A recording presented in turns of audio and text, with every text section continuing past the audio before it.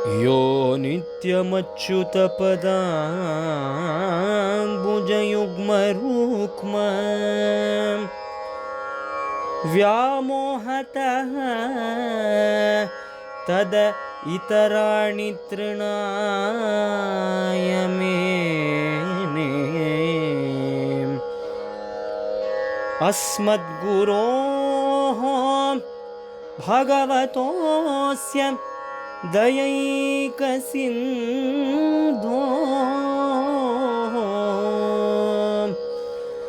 रामानुजस्य चरणौ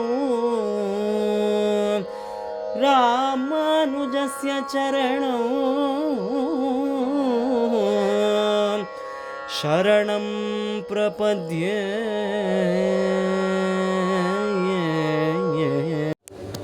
ஜெய் ஸ்ரீமன் நாராயணா.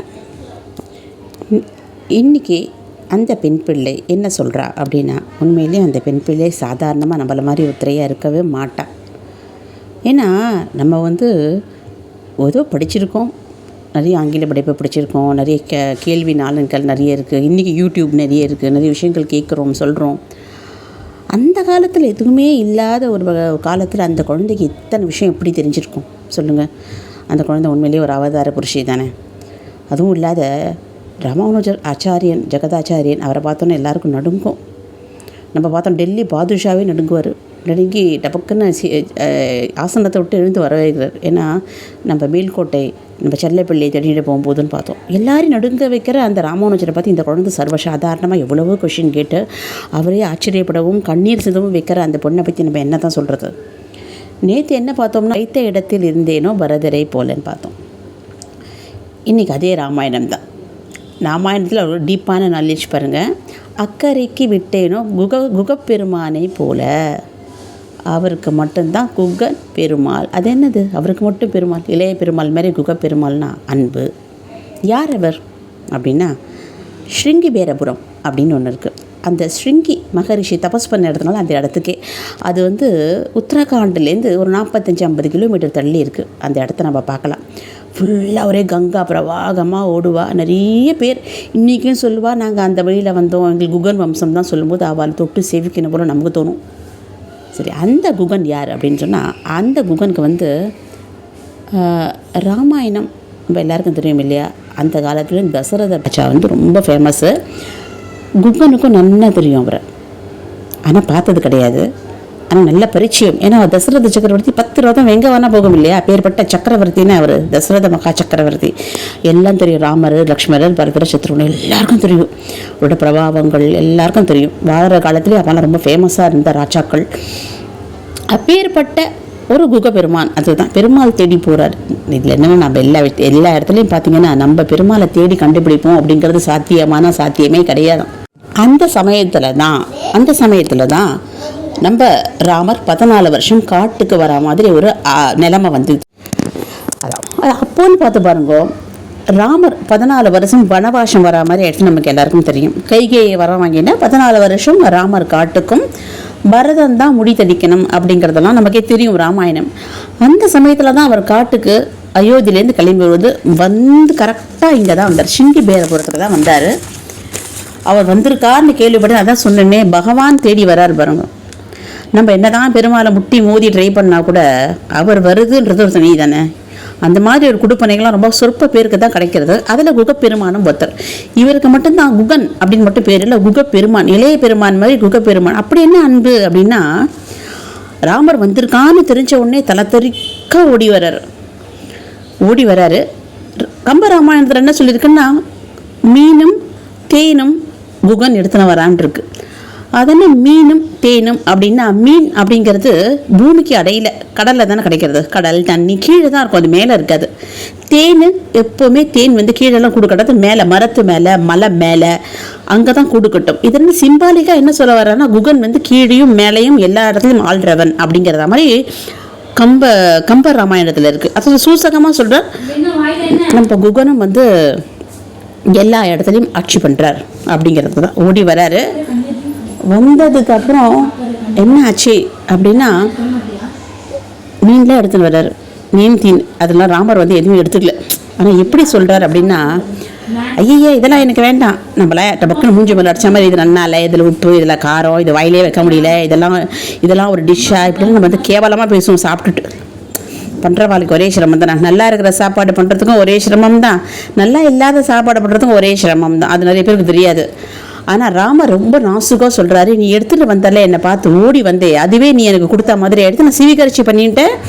நீ என்னை நோக்கி வந்த ஒரு அடியும் நீ என்னை நமஸ்காரம் பண்ணி செவிச்சா மாதிரின்னு வேறு சொல்கிறாரு. இந்த மாதிரிலாம் பேச நம்ம கற்றுக்கணும் வாழ்க்கையில். ராமர் மாதிரின்னா எப்படி, அதுக்கு தான் இன்றைக்கும் ராமரை பற்றி பேசுகிறோம். பெருமாள் இப்படி தான் இருக்கணும்னு வாழ்ந்து காமிக்கிறாரு. மனசை புண்படுற மாதிரி பேசி யாருக்கு என்ன பிரயோஜனம்? ராமரை மாதிரி பேசணும் இல்லையா? குகன் வராரு, அவர் ஒரு செம்படவர், அவர் கையால் சிவிகரிக்கலை, ஏன்னா அவர் அந்த நியமத்தில் இருக்கார். மூஞ்சி போல் அடித்த மாதிரி எனக்கு வேண்டான்னு சொல்லாத, நீ வந்த ஒரு அடியும் எனக்கு பிரதட்சணம்.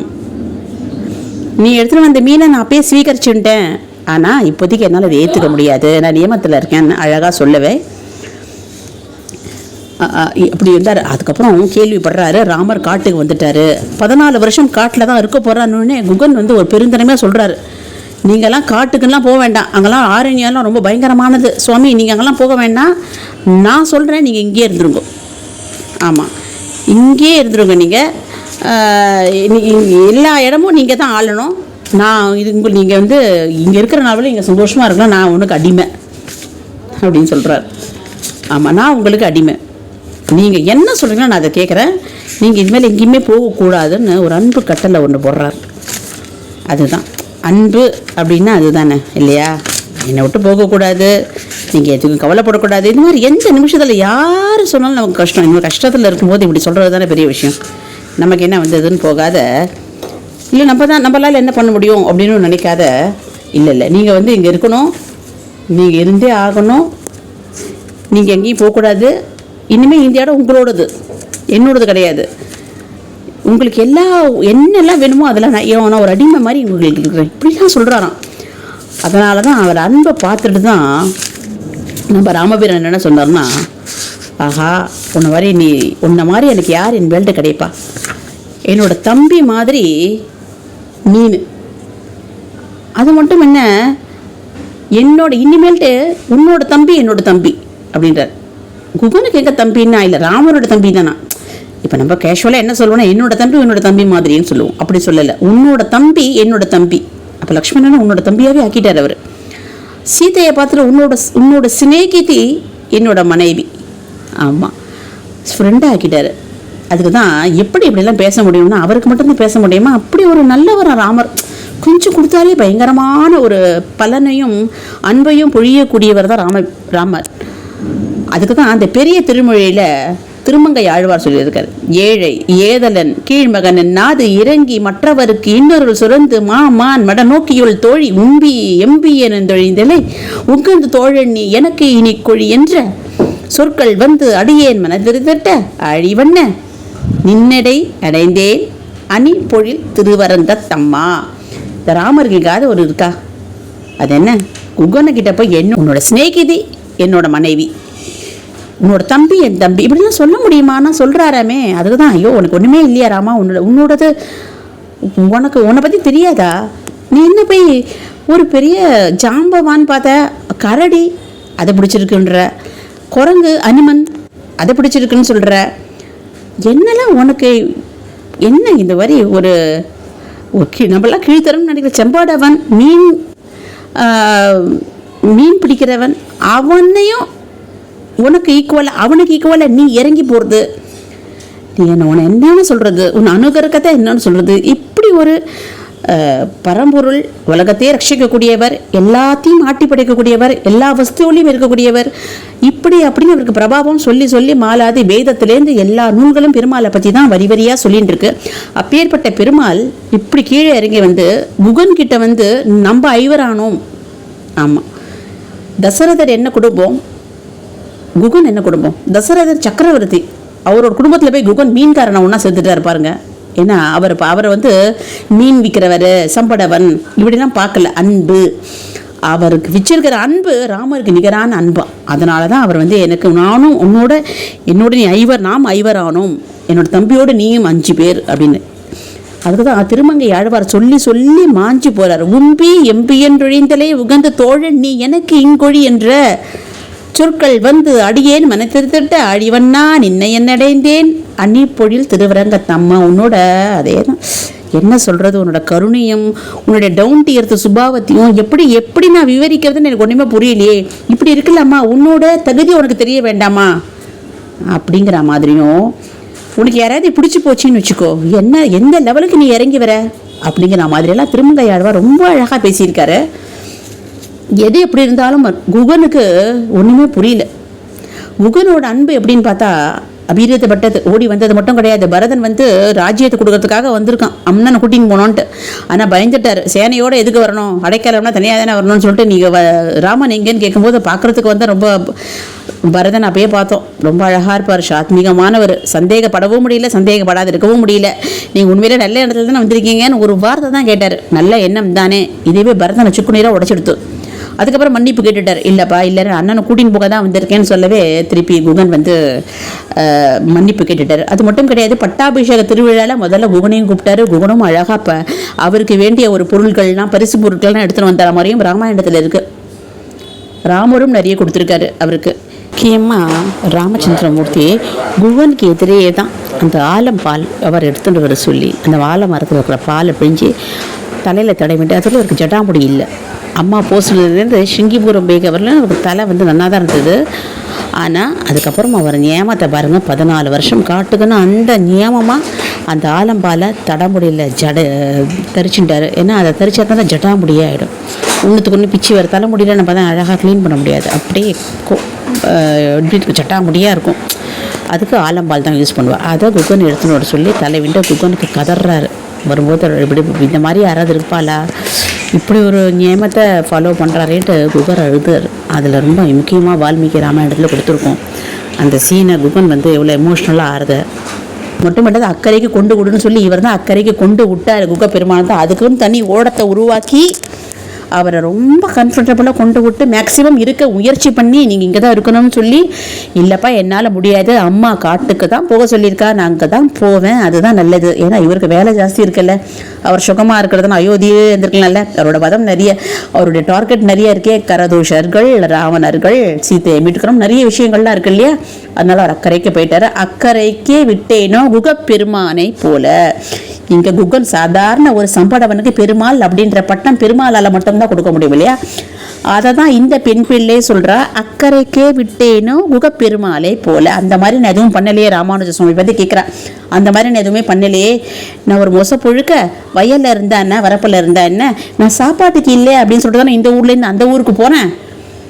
என்ன போய் நீங்கள் எதுக்கு சுவாமி கேட்குறீங்க அப்படின்னு ராமானுஜர் மறுபடியும் குகன் கிட்ட போயிட்டார். ஏன்னா ராமானுஜர் லக்ஷ்மணனா இவரோட குகன் மனசை கூட இருந்து பார்த்துருக்காரு இல்லையா. அந்த மாதிரி குகன் வந்து முழிச்சுட்டு இருக்கும் போதெல்லாம் லக்ஷ்மணன் முழிக்கும் போதெல்லாம் குகன் தான் அவருக்கு ஆறுதல் சொல்லுவார். இந்த மாதிரி குகனோட நிறைய சம்பாஷணம் நடந்திருக்கு லக்ஷ்மணனுக்கு. அதனால லக்ஷ்மணனா இப்போ அவதரிச்ச ராமானுஜருக்கு அதெல்லாம் மறக்க முடியுமா? நம்மள மாதிரி எல்லாத்தையும் மறக்கக்கூடியவர் ராமானுஜர் ஆச்சாரியர். அப்படியே குகனை நினைச்சுட்டாரு ஆனந்த பாஷ்பம். நாளைக்கு என்ன சொல்ல போறா அப்படிங்கிறத பொறுத்திருந்து பார்ப்போம். ஜெய் ஸ்ரீமன் நாராயணா, ஜெய் ஸ்ரீமன் நாராயணா. என்ன உங்களுக்கு தெரியும்னு நினைக்கிறேன். நம்ம ஸ்ரீவாரி கிரியேஷன்ஸ் ஆரம்பித்து கிட்டத்தட்ட 4 வருஷம் ஆகிடுது. இத்தனை வருஷமாக திருமதி சித்ரா அவர்கள் வந்து நிறைய வீடியோஸ் போட்டுட்ருக்காங்க. அதில் பாகவதத்தை பற்றி, நிறைய புராண கதைகளை பற்றி, ஆழ்வார்களை பற்றி, ராமானுஜர் அவர்களை பற்றி, அதுக்கப்புறம் வந்து பக்த விஜயத்துலேருந்து பல கதைகள், இதெல்லாம் வந்து நிறைய போட்டுட்ருக்காங்க. இன்னமும் போட்டுன்னு தான் இருக்காங்க. இதெல்லாம் வந்து நமக்காக தான் அவங்க பண்ணுறது. நீங்கள் யோசிச்சு பாருங்கள், நம்மளால் வந்து எல்லாத்தையும் படித்து தெரிஞ்சுக்கிறது வந்து சாத்தியமா? அவங்க டைம் எடுத்து அவங்க நிறைய விஷயங்களை படித்து நமக்காக வீடியோவை போடுறாங்க. இது ஒரு நிஜமாகவே ஒரு பெரிய கைங்கரியம் தான், அவங்கள பாராட்ட வேண்டியது தான். ஆனால் இந்த கைங்கரியத்தில் நாமளும் ஒரு பார்ட் எடுத்துக்கணும் இல்லையா. நம்மளால் முடிஞ்சது இதை வந்து ஒரு 4 பேருக்கு ஷேர் பண்ணுறது, இல்லை சப்ஸ்கிரைப் பண்ண வைக்கிறது, இதுவும் ஒரு பெரிய கைங்கரியம் தான். ஏன்னா எல்லாரும் சேர்ந்து தான் இந்த சனாதன தர்மத்தை வந்து அடுத்த ஜென்ரேஷனுக்கு கொண்டு போக முடியும். ஸோ நம்ம எல்லாரும் சேர்ந்து இது 4 பேருக்கு ஷேர் பண்ணுறது மூலயமா இதை வந்து அடுத்த ஜென்ரேஷனுக்கு கொண்டு போகலாம். ஸோ தொடர்ந்து ஆதரவு கொடுங்க, தொடர்ந்து சேனலை பாருங்கள், 4 பேருக்கு இதை ஷேரும் பண்ணுங்கள். Thank you so much.